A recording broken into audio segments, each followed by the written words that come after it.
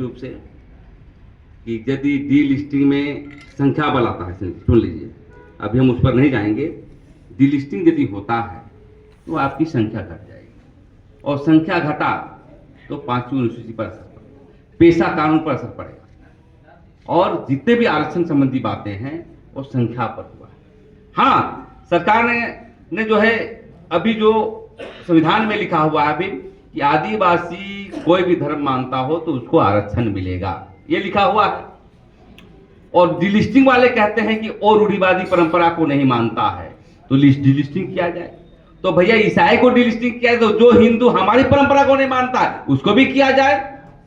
लेकिन मेरा मानना है एक सजग प्रहरी के नाम पर कि डिलिस्टिंग होगा तो आदिवासी का खतरा है, इसलिए डिलिस्टिंग करेंगे।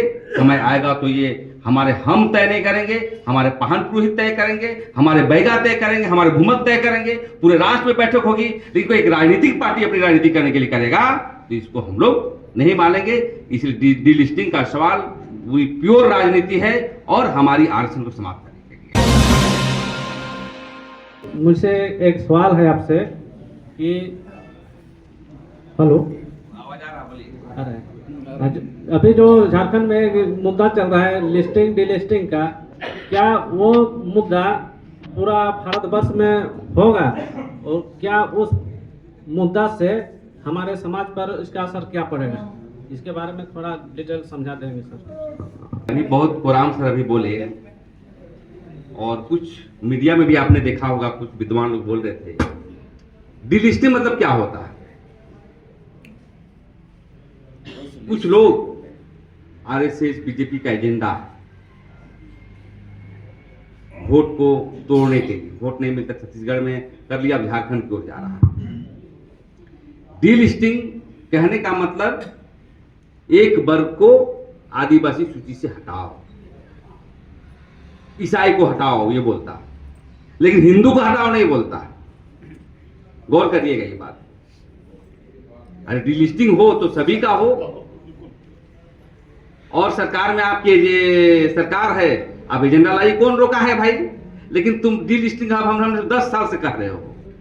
लेकिन भाइयों मैं कहना चाहता हूं बौद्धिक रूप से कि यदि डिलिस्टिंग में संख्या बल आता है, सुन लीजिए, अभी हम उस पर नहीं जाएंगे।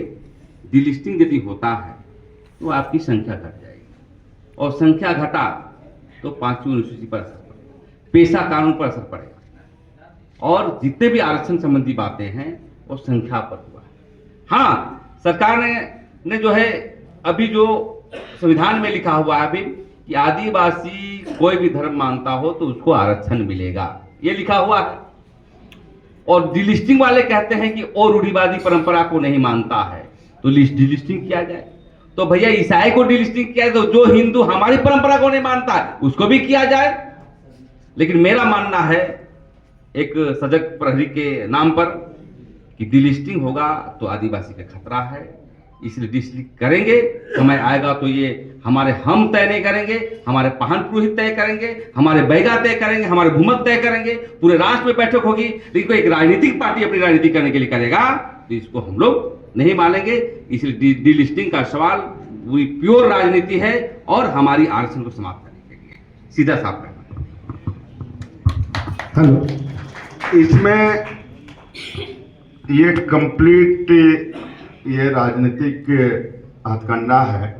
जैसे हिंदू मुस्लिम का जो मामला है, केवल हिंदू मुस्लिम को लड़ा दो और हिंदू का वोट एक तरफा ले लो। 11 साल से भारत देश में बीजेपी की सरकार है। एक कोई बताइए, एक मुसलमान को इन्होंने बाहर भेजा? नहीं भेजा भाई, नहीं भेजा, केवल भेजना ही नहीं है ना। तो ये गहरी, तो उसी तरह से सरना ये आदिवासी और ईसाई का लड़ाई भी वोट के लिए, एकदम कंप्लीट वोट के लिए है, मेरा जो समझ है। और जिस दिन डिलिस्टिंग का बात करेगा तो नॉर्थ ईस्ट जितना है वो बोलेगा कि हम इस देश में नहीं रहेंगे। इतना बड़ा रिस्क जो है बीजेपी लेने के लिए तैयार नहीं। हम भी इस पर बहुत डिबेट किए। इसलिए ये कंप्लीट जो है ये राजनीतिक, बीजेपी का राजनीतिक हथकंडा है कि भाई ईसाई बीजेपी को वोट नहीं देता है तो इससे दोनों में लड़ा दो ताकि हमको ये एक पक्ष वोट हमको दे दे सीधा इसका। और दूसरा कोई मैंने इस पर लंबा डिबेट किया जा सकता है, लेकिन ये कंप्लीट राजनीतिक हथकंडा है, ये बहुत इसका कोई बहुत आधार नहीं लगता है। धन्यवाद।